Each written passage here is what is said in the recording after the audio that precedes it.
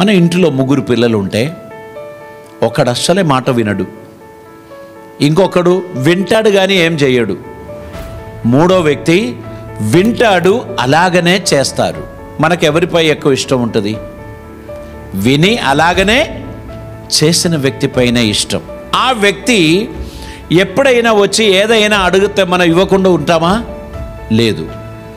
నా మనస్సు ఎరిగిన కుమారుడు, నా హృదయ తలంపులను ఎరిగిన కుమారుడు, నేను సైగ చేస్తే అర్థం చేసుకున్న కుమారుడు, ఆయన మాటలు ఎప్పుడూ నేను త్రోసివేయను అని మనం ఆ కుమారునికి సహాయం చేస్తాం.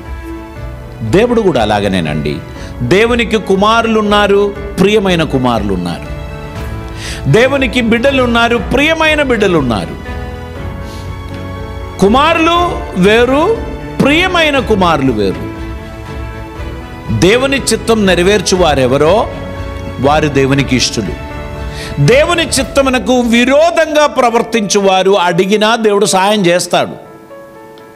అందుకే వర్షం కురిపించినప్పుడు కొన్ని పొలాల్లో వర్షం, కొన్ని పొలాలలో ఎండ అట్లా ఉండదు.